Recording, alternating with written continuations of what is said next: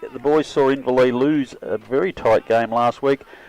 Grubby Cations, good afternoon. Welcome to you. Good afternoon, boys and viewers and listeners. And it's East Geelong again. You've done it again. I've done it again. He's done it again, Smitty. Geelong East. Who are they? Oh. Bloody hell. Now, with us in the commentary box this afternoon, a man who was treated with contempt, I hear, last week when he was interviewed as introduced as a mere seconds player at Geelong. But he's a multiple premiership player, a champion of the club. Dale Smith, good afternoon to you. Yes, Rob, good to be here this afternoon. As we said, we've had a interesting week. Let's hope that everything can get only better from here on in, I would think. Yeah, definitely. I was a bit jealous when I missed the quality of the footy last week, but did see an interesting little Colac and District game, which is a nice little break. And also joining us, the apprentice from Sportsfix, who's going to maybe do a little bit of observational commentary. Ewan Kennedy, good afternoon to you. Good afternoon, gents. How we doing? Doing all right. Let's concentrate on this big game, Grubby. The importance of having a rest, winning today, does it actually mean anything? I just think it means something to one of the sides, maybe, but I don't know which one. If I have a look at Inverleigh, they've got a few players. They've had regular injuries and blokes out for a fair while during the year. So without the rest, that might get some miles in their legs, so it won't hurt them too much. But the young blokes of East Geelong, it's a tough season for kids breaking into their first full year. And as we saw a couple of weeks ago, they were a little bit jaded, so a rest might do them the world of good. But as I've always said, you finish on top, you win, have a rest, win the semi, have another rest. You've only played 2 games in a month, and you can be a bit flat. So I'm just not sure. So I think we'll just let things take its course, and whoever wins get the top spot, and we'll be able to tell what it's worth after the grand final, won't we? And the other important thing, what does it actually mean? There's a few players who are out of the side's best 22. I'm just looking, Ben Crombie, who's impressed us a couple of times. Sam Lowe's had a very long layoff, but he'll certainly be back for finals. Young Monaghan, who's played really well in defence. They're all going to be missing this afternoon from the East Geelong side. And Jack Filet is a big out for Inverleigh, Dale. Hugh Menzies another one who'll come back in. So they've probably got 4 there for East Geelong short. But Jack Filet not playing today. They've pretty much got the rest of their availables. We know McHugh and Walsh won't be back with a knee injury, and one of the Grosdanovskis is playing today. The other one, I think, is still out here. They're both playing? Both out here.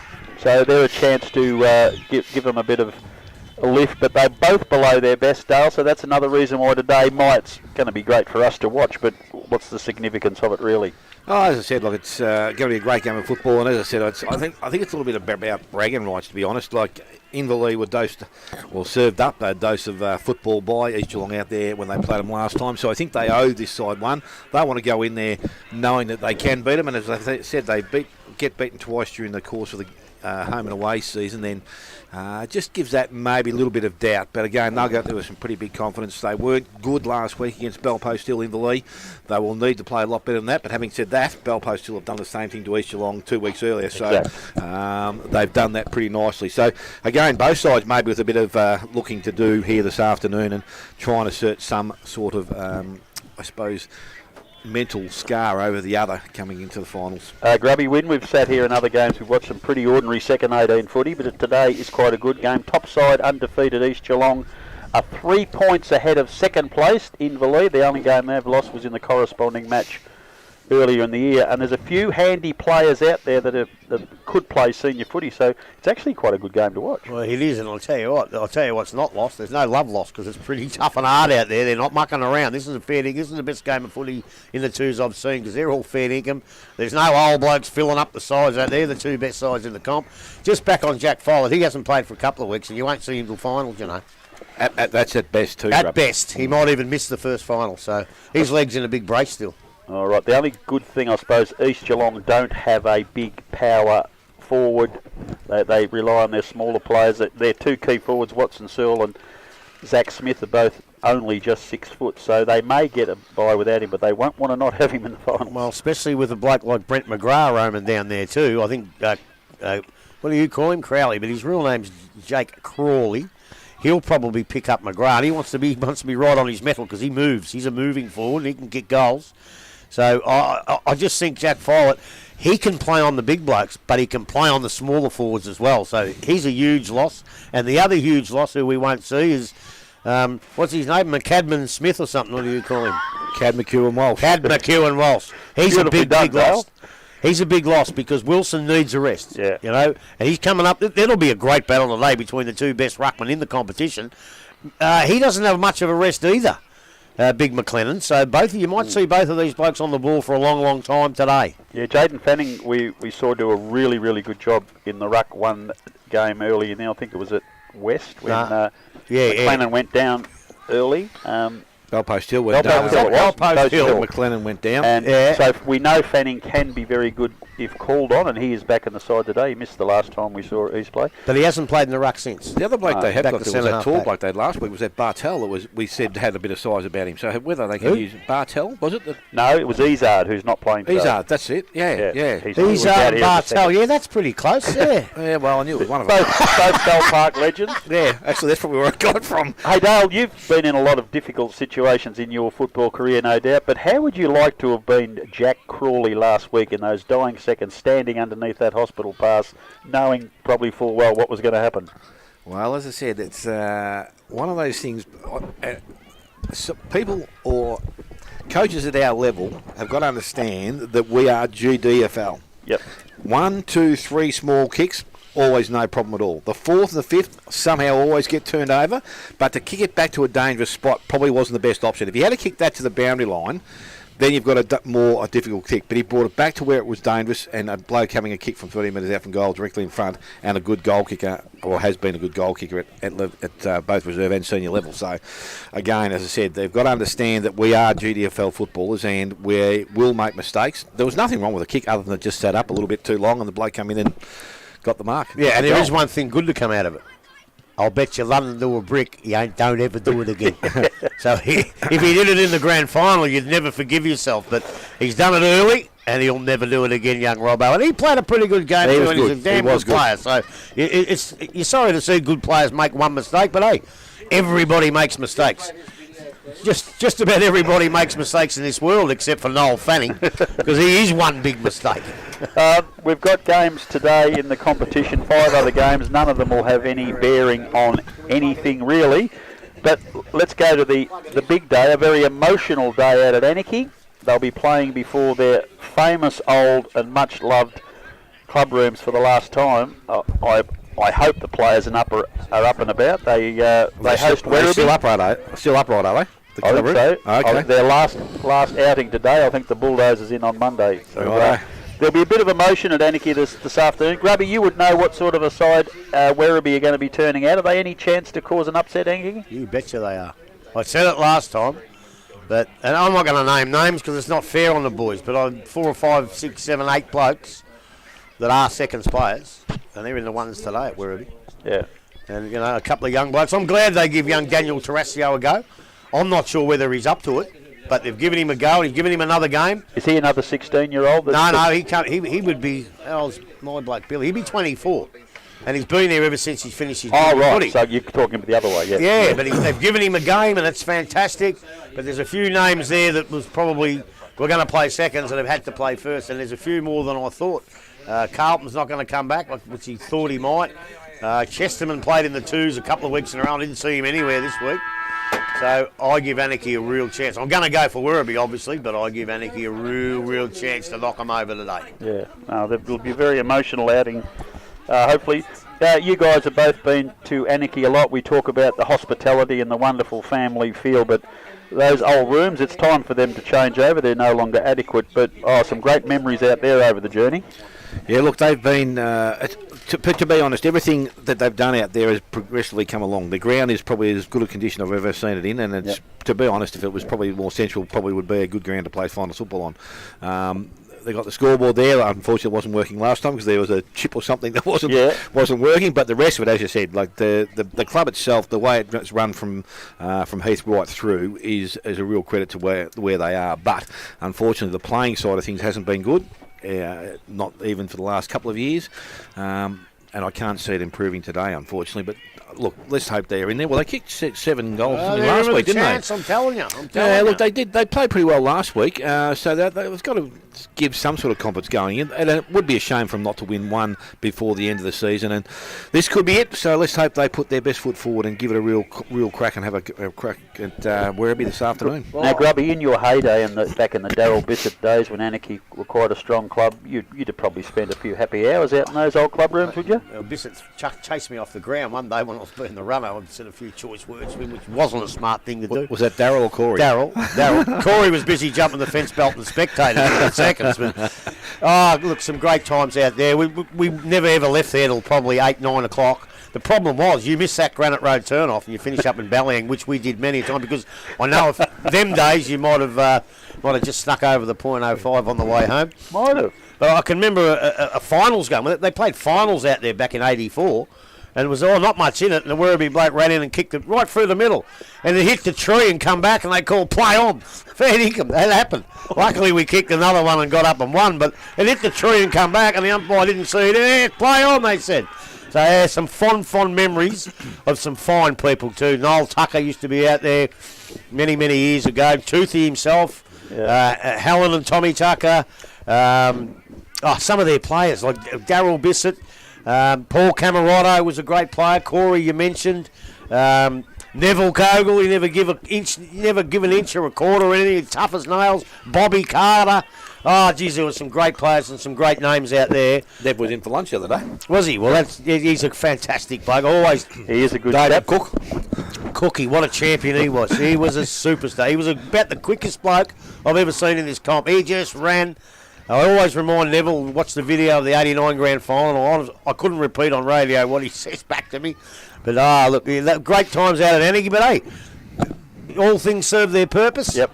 And the rooms are too old and that, so they get a whole new... They've already done the club rooms, and they're magnificent, so I know this will be a fantastic place. And hopefully it can draw people out there to Anarchy and make them the force that they once were. And of course, you can't talk about Anarchy without mentioning Heath Menhennett.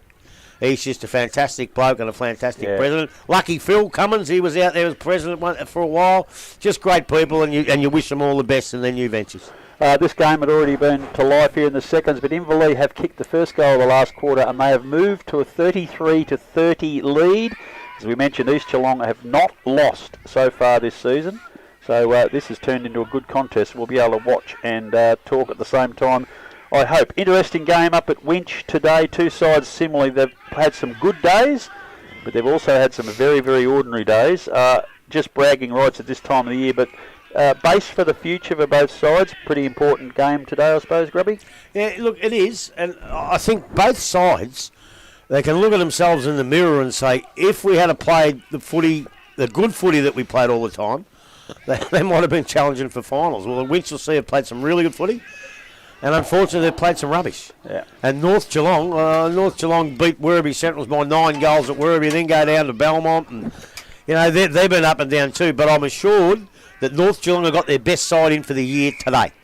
So they've had terrible trouble with injuries and COVID and blokes going to weddings in Adelaide and all that sort of stuff. But whoever plays their best footy will win. I know that sounds strange, but they don't always play their best footy. I'm going to tip North Geelong. I think as soon as they've got their best side in for the year, I'm going to tip them. Yeah, I'll have to go with the old Blues, the old club. What do you reckon, Dale? Again, without having a look at who's the ins and outs of both clubs, I would think at home Winchelsea would still be my choice. Oh, Mick O'Leary, you're kidding. They've been playing some pretty good games on and off during the course of the season. They were probably tested a little bit against last week against Bannockburn. But I think, as I said, Bush Shaw would be hoping that they would have a pretty good finish to the season, and this gives them a chance to win one at home, and I think they'll do that this afternoon, even though under Jared Bryant, their coaching regime has done pretty well over the last couple of weeks. I think it might just change today. So I'm going to tip Winchelsea at home, only for that reason, I would think.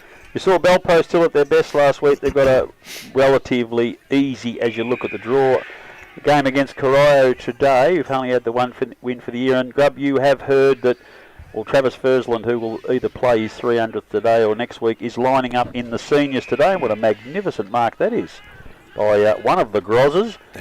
Magnificent mark there.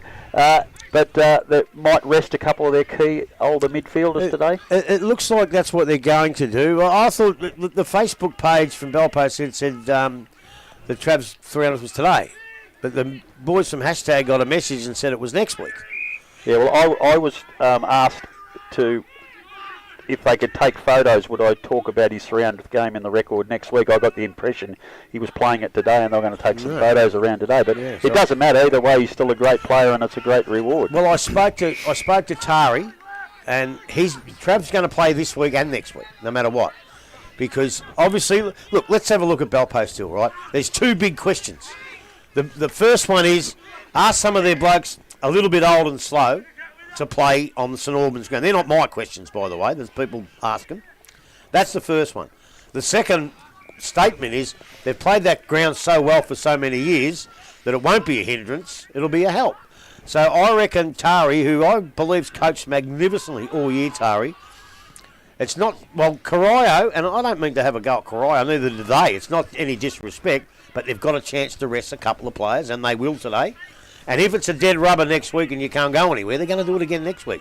So he's going to make sure that he's going to take his fittest side into the finals at St Albans.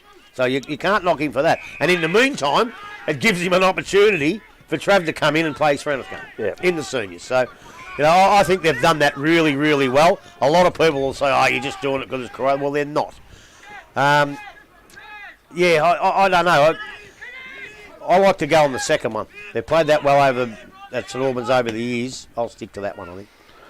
Dale, we've seen Bellpost Hill a bit this year. We saw them in round one and they were terrible. And every game since, they've played in games that they weren't expected to win, and they did. They've beaten Inverleigh, East Geelong twice, and Geelong West when they were 6-0 at the top of the ladder. At fourth, are they still the fourth best side in the comp, or are they a genuine chance to win this? Oh, they're a genuine chance. As I said, some sides you can see when they get 4 or 5 goals down, they just don't look like they can get back. But again, the belief that Bellpost Hill have had for so long, and still amongst that group even today, they believe that they can get back. Doesn't matter what the scoreboard says, they can make a difference. And again, it was like last week. They wouldn't be going out there to do it in one quarter. They'll just progressively work their way back into a game, limit the opportunities to the Inverleigh last week, to East Geelong probably the week before, and just whenever they can take their best footy forward and play 5 or 10 minutes of their quality football, they can really hurt you. And as I said, they've got the blokes up forward that don't need a lot of the footy to do that. I think they've got a pretty good mix. Again, I harp back just to that rucking position would be the only thing that I can see that will hold them back come finals, because they're going to come up against the 2 blokes that are running around here this afternoon, and that would make it a little bit more difficult for them just to have that first use. But having said that, they will be out there and they will give their very, very best, and I would imagine if sides take them or think that they are old and slow, they will get seriously looked at and probably get beaten. So Bellpost will win today. They'll do the right thing. As you said, Trav's been a great servant of the football club for a long, long period of time. You don't play 300 games at a blink of a hat, so he's a tremendous effort. What was his best game?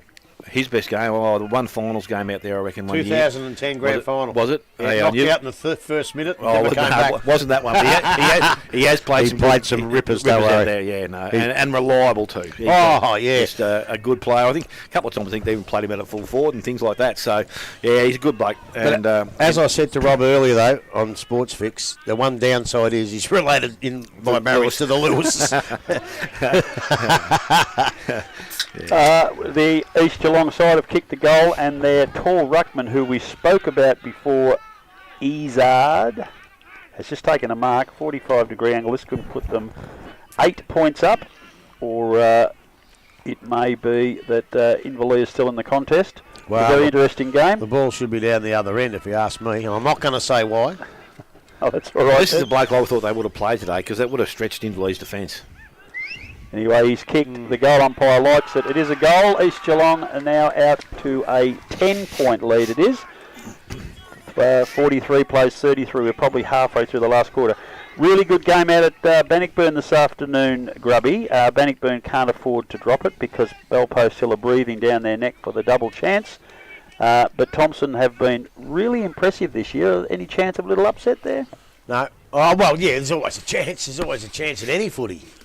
But I always have to keep apologising to Bannockburn, because every time that bald-headed idiot gets on hashtag in the morning, he says, Grubby said they're no good. I've never said they're no good, Bannockburn. I love the way Bannockburn play, and that's why we had the big argument with Tommy King when he said they can't win the flag. I said they can win the flag, and I still believe on their best day that they can win the flag. They didn't perform well against the better sides for a while there, but hey, they're the reigning premiers, and when they did win that, no one gave them a chance to beat Thompson that year.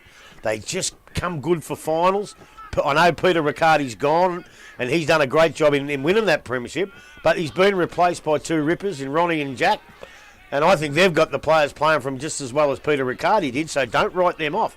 But to do that, they've got to have a good win today. And look, Johnny said that they hadn't put the queue in the rack, Thompson, but their personnel, I think they've got a few injuries out there now, and it's pretty much gone for them for the year. And Bannockburn should go out there today with more enthusiasm than they've had all year and have a big win and still guarantee themselves a spot in that top three, and I think they will. Dale, do you agree with that? Yeah, no, I think the Old Country Tiger will win out there this afternoon. As I said, they've been going along okay of late, and without too many hiccups. Injuries have probably cost the Thompson side on a couple of occasions in recent weeks. And again, I just don't know whether I don't know whether you have the motivation or the drive just to keep pushing, but I suppose they'd like to upset Bannockburn and either drop them a space or two down the ladder. But it's one's incentive, but otherwise I think Bannockburn just too much to lose and should win at home this afternoon. Now, speaking of inconsistent, Belmont Lions have been the epitome of it. We know that their best is quite okay. They head out to Geelong West today. West good winners last week after dropping one they shouldn't have against North Geelong, which surprised many. But a bit of a danger game for them.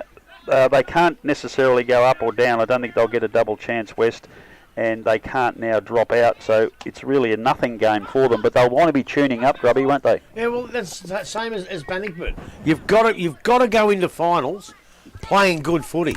You can't afford to go and play some of these lower sides. Where's it at? Is it at Belmont? At West. At West. Well, that makes it a bit easier. But you can't afford to go in against these lower sides thinking, well, you know, we'll win this, and you take it a bit easy. You've got to have good form going into the finals, and we've seen Belmont's best form's pretty good. But I think West, they just have to take their good footy into the finals by having a big win today. I think they got Belpost Hill next week, West, so... Yes. So, you know, 2 wins in a row for them, they'll give themselves a real chance. I think I have to go for West today, especially at West. And then they've got last round against Belpost Hill, which could mean a direct warm-up for the first semi-final the next week. Yeah, which has happened quite a few times. Thing with West, though, is they've got to start getting their kicking straight at goal. Like their results over the last couple of weeks, I think their points have probably doubled their goals. So that's one thing they need to improve on. If they're going to take themselves deep into any final series, scoreboard pressure early in a game's really, really important. But they haven't been able to do that so far. They'll win the game of football today. They might just straighten themselves up to this afternoon, and by the end of the day, it could be a pretty ugly mess for the Belmont Lions. I see Jacques Day got 11 or something last week. Is it? He did. 11. He did indeed. Dale Grubby and I were talking this morning of the importance of Jai Bohm. He had a game last week, so he'll have 2 leading up to the finals. We know the value of ruckman in finals. History says they are important. 3 little tune-up, little tune-up. How important is it to get some mileage into him? Oh, absolutely important, because as I said, it's he's not in a good way, that young Hastings. No, he's hit the ground and unconscious when he's hit the ground, I reckon. It'll just before. He's all right. No. It was a pretty heavy hit, and it was... Well, it looked fair to me. Yeah, it was just a hip and shoulder, but he was over the top of the ball. So yeah, he's up. He's staggering a bit, but he's up. He's got the wobbles. Lost his boot. No, he's tough as nails. Good boy. Yeah, now what we're talking about, Bohm, yes, no, needs to play and needs to do probably more work than he probably would normally do on a weekend and not have that relief cut out for him. I think he needs to get a good dose of football under his belt.